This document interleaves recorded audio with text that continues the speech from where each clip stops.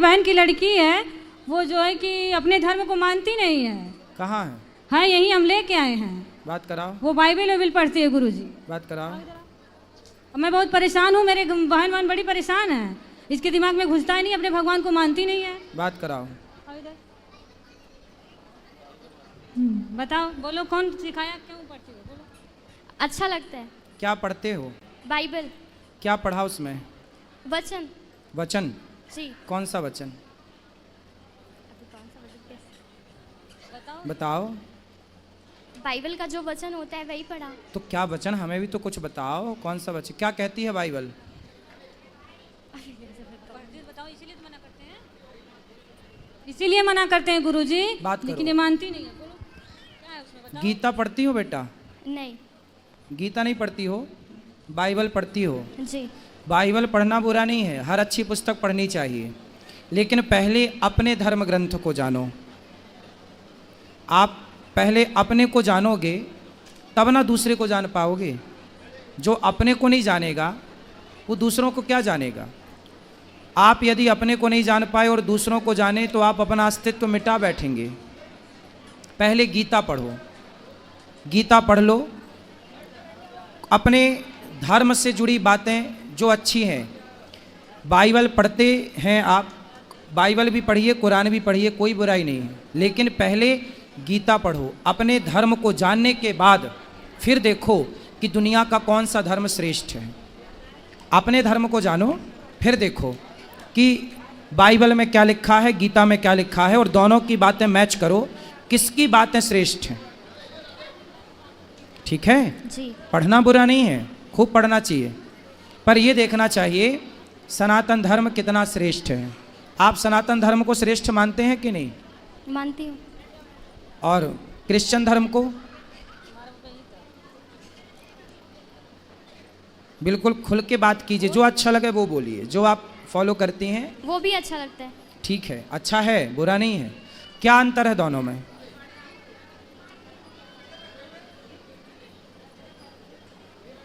बताओ। तुलनात्मक दृष्टि तो होनी चाहिए। ये बताओ, सोना और चांदी, ये दोनों का भाव एक है कि अलग अलग है? अलग अलग। क्या चांदी कभी सोने के भाव बिक सकती है? तो सोने और चांदी की तुलना कोई एक सी करे तो वो समझदार है या बेवकूफ़ है? बेवकूफ़ हैं? बेवकूफ़। फिर आप तुलना करो कि हिंदू सनातन धर्म और क्रिश्चियन, ये इन दोनों में तुलना करो। हिंदू कहाँ ऊपर है, कहाँ नीचे, क्रिश्चियन कहाँ ऊपर कहाँ नीचे। तुलनात्मक दृष्टि तो होनी चाहिए ना। तुलना करो, बताओ मेरे को कौन श्रेष्ठ है? हिंदू। हिंदू। किस मामले में श्रेष्ठ है? क्या अच्छाई है हिंदू के अंदर?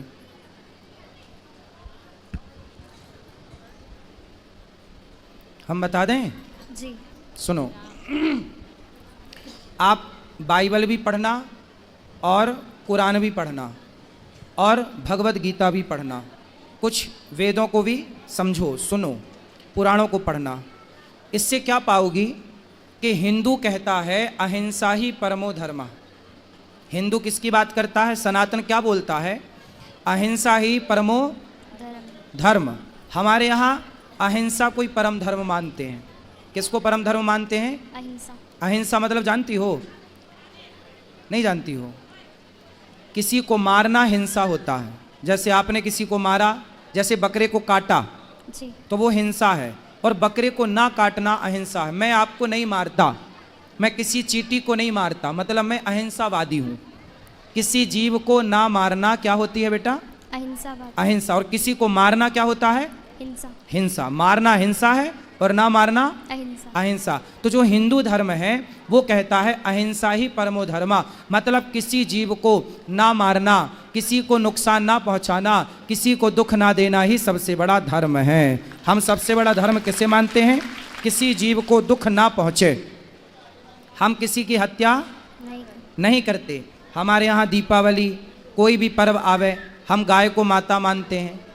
किसको माता मानते हैं? गाय को। गाय को। जबकि क्रिश्चियन लोग गाय को खा जाते हैं। हाँ या ना? हाँ। तो यदि गाय को आप माता मानते हैं, गाय की आप हत्या नहीं करना चाहते क्योंकि आपके अंदर दया है। जी। क्या है आपके अंदर? दया। इस संसार में सबसे ज़्यादा दया किसी के अंदर है तो सनातन धर्मियों के अंदर है। और किसी अन्य मजहब, आप अमेरिका जाइए, लंदन जाइए, वहाँ तो क्रिश्चियन ही है ना, पर वहाँ पर गाय खाते हैं, बकरा खाते हैं, मुर्गा खाते हैं, सुअर खाते हैं। यदि दया होती तो वो मांस क्यों खाते? हमारे देश में इतनी दया थी कि हम मांस नहीं, कंदमूल फल खाने वाले लोग हैं कि फल खा के गुजारा कर लेंगे। फल तो देखो पेड़ से गिर जाता है, किसी के मतलब का नहीं, खा लो, कम से कम अपने स्वाद के चक्कर में किसी की हत्या तो ना करो। तो इतना साइंटिफिक सनातन धर्म है। ये दुनिया, पृथ्वी गोल है, बाइबल में लिखा है पृथ्वी चपटी है। पढ़ा आपने? अभी नहीं पढ़ा। वहाँ पहुँचेंगे तो आपको मिलेगा कि पृथ्वी चपटी है, जबकि वेदों में लिखा है कि पृथ्वी गोल है। हमारे वेद ये सिद्धांत जानते थे, वैज्ञानिकों ने सैटेलाइट से देखा तो पाया कि पृथ्वी गोल है, पर सैटेलाइट के पहले लाखों साल पहले हमारे ऋषियों ने कह दिया था कि पृथ्वी गोल है। मतलब हमारे वेद पुराण पूरे साइंटिफिक हैं। बाइबल आज भी कहती है पृथ्वी चपटी है, जबकि साइंस नकार चुका है। हमारे धर्म ग्रंथ कहते हैं पृथ्वी गोल है। हमारे धर्म ग्रंथ वही कहते हैं जो आज साइंस कहती है, जो आज का विज्ञान कहता है। समझ में आई? जी। सब कुछ पढ़ना, पर अपने धर्म ग्रंथों को भी पढ़ना। जी। जब पढ़ लेना तो एक तुलना करना, किसी के कहने से कुछ ना करना। कोई कहे जी कि क्रिश्चियन धर्म श्रेष्ठ है, कोई कहे जी हिंदू धर्म श्रेष्ठ, नहीं, मेरे कहने से ना मानो, किसी तीसरे के कहने। आप खुद बुद्धिमान हो, तुलना करो, बारीकी से समझो। बेटा ये बातें जो हम बोल रहे हैं ना, तुलनात्मक दृष्टि, ये इतने जल्दी समझ में नहीं आती चीज़ें। आप लोग तो भोली बुद्धि के होते हैं, जिसने जैसा बोल दिया आपको वैसा लगने लग जाता है। लेकिन आपको पढ़ना चाहिए अपने पुराणों को, सत्संग करना चाहिए, कुछ सीखना चाहिए, फिर आप तुलना करेंगे, पढ़ेंगे तो बहुत अच्छा लगेगा आपको। ठीक है? तो आप कहीं क्रिश्चियन चर्च में भी जाती हो क्या? जी, एक बार गई थी। तो क्या देखा वहाँ, क्या पाया वहाँ? वहाँ पे ऐसे ही सब वचन पढ़ते हैं और प्रेयर करते हैं। माइक पास में लो ना। वहाँ पे सब ऐसे ही वचन पढ़ते हैं और प्रेयर करते हैं। क्या प्रेयर करते हैं? मुझे पूरी नहीं आती, थोड़ी बहुत आती है। जितनी आती है उतना बताओ।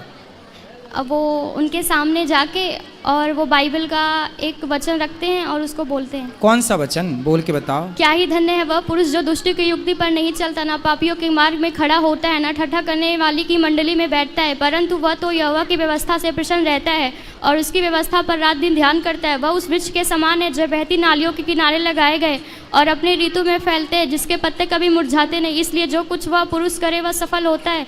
दुष्ट लोग ऐसे नहीं होते, उस भूसी के समान होते हैं जो पवन से उड़ाई जाती है। इस कारण दुष्ट लोग में अदालत में स्थिर न रह सकेंगे, ना पापी धर्मी की मंडली में ठहरेंगे, क्योंकि वह धर्मियों का मार्ग जानता है, परंतु दुष्टों का मार्ग नाश हो जाएगा।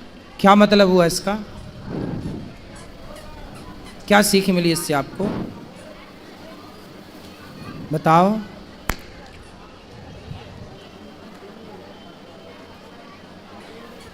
बताओ। मतलब कि बुरे लोगों के साथ नहीं रहना। बुरे लोगों के साथ नहीं रहना। अब आपको ये तो पता करना पड़ेगा कि बुरे लोग कौन हैं। जो गाय को माता मानते हैं वो बुरे हैं, या जो गाय खा जाते हैं वो बुरे हैं। अब आपको यही देखना है कि बुरे कौन हैं। गाय को माता मानने वाले लोग बुरे हैं या गाय को खा जाने वाले लोग बुरे हैं? गाय को खा जाने। तो खा जाने वाले लोग ही कह रहे हैं कि बुरी संगत ना करो, तो वो क्यों कर रहे हैं? क्यों गाय खा रहे हैं? जब वो कह रहे हैं हत्या ना करो तो क्यों हत्या कर रहे हैं? अच्छा, और क्या समझ में आया आपको? सुनो, आप स्त्री हो ना? जी। आपने तो बहुत कुछ देखा। क्या किसी भी धर्म में स्त्री को भगवान के रूप में देखा? नहीं। लेकिन हिंदुओं के यहाँ स्त्री भगवान के रूप में पूजी जाती है। जी। कौन है वो? सीता। सीता है, दुर्गा है। हमारे यहाँ साल में 2 बार नवरात्रि आती है और घर घर देवी दुर्गा की पूजा होती है।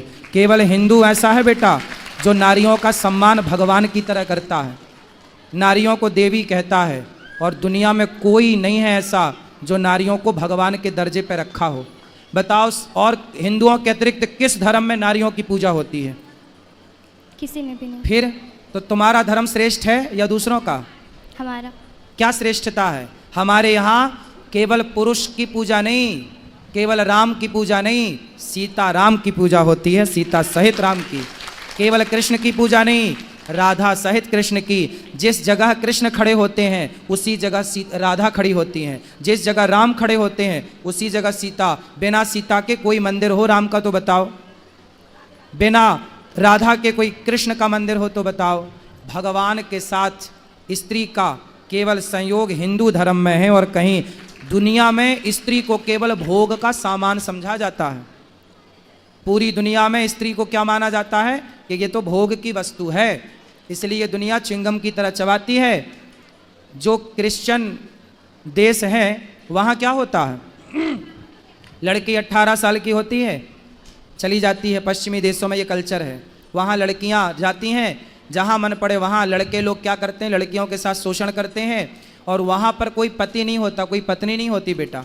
आज इसके संग कल उसके संग, ऐसे पूरी ज़िंदगी गुजर जाती है, क्योंकि वहाँ नारी को भगवान के स्थान पर नहीं रखा गया। हमारे यहाँ शादी हो जाने के बाद लोग ये नहीं कहते कि पत्नी आ रही है, लोग ये कहते हैं घर में लक्ष्मी आ रही है।